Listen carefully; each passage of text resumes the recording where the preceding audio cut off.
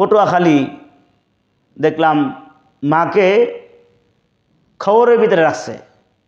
তার মুরগির খবর, মুরগির যেখানে রাখে মুরগির ঘর, সেই ছোট্ট একটা ঘর করে ঘর হলে তো একটা মনকে সান্ত্বনা দেওয়া যেতে পারত, কিন্তু এমন একটা ঘর দেখলাম যে ঘরে কোনো জানালা নাই, কোনো খেতা বালিশ নাই, কোনো কিছুই নাই।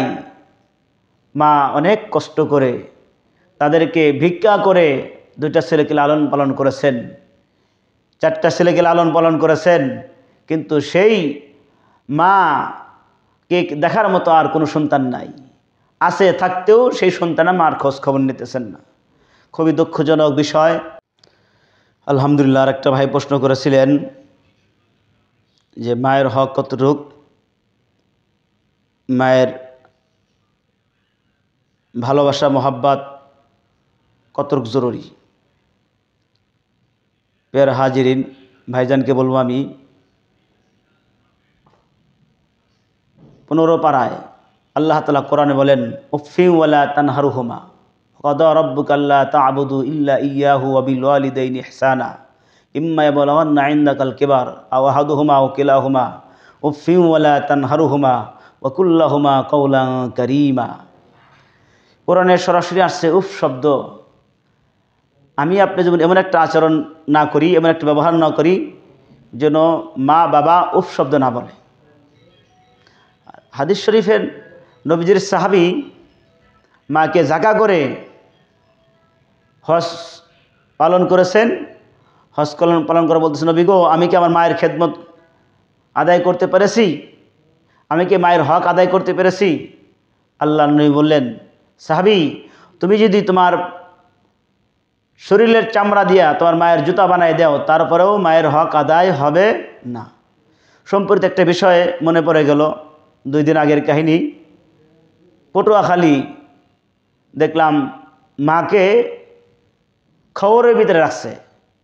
তার মুরগির খবর, মুরগির যেখানে রাখে মুরগির ঘর, সেই ছোট্ট একটা ঘর করে ঘর হলে তো একটা মনকে সান্ত্বনা দেওয়া যেতে পারত, কিন্তু এমন একটা ঘর দেখলাম যে ঘরে কোনো জানালা নাই, কোনো খেতা বালিশ নাই, কোনো কিছুই নাই।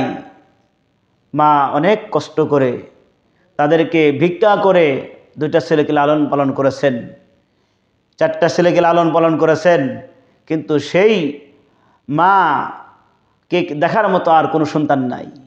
আছে থাকতেও সেই সন্তান মার খোঁজ খবর নিতেছেন না। খুবই দুঃখজনক বিষয়। এজন্য আজকে যে সমস্ত ভাইরা মাদেরকে অবহেলা করেন, আমি তাদেরকে উদারত আহ্বান জানাবো। আমরা সকলেই মায়ের পেট থেকে আসছি।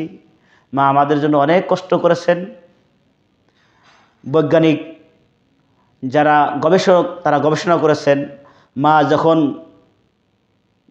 সন্তানকে ভূমিষ্ঠ করেন 57 কেমি কষ্ট সেই মার হয়। একজন মানুষ 45 কেমি যদি তার যন্ত্রণা শুরু হয়, তাহলে সে দুনিয়াতে বিদায় গ্রহণ করে। আপনার মা, আমরা যখন দুনিয়াতে আসছি 57 কেমি যন্ত্রণা কষ্ট নিয়েই আমাদেরকে মা ভূমিষ্ঠ করেছেন। এই জন্য মা বাবাদেরকে অবহেলা করব না। বিশেষ করে মাকে আমরা যত্ন করব, মায়ের খোঁজ খবর নিব। মায়ের পদতলেই রয়েছে জান্নাত। আল জান্নাতু তাহতা আকদামিল উম্মাহাত। নবী সাল্লাল্লাহু আলাইহি ওয়াসাল্লাম বলেন, মায়ের পদতলেই জান্নাত নিহিত রয়েছে।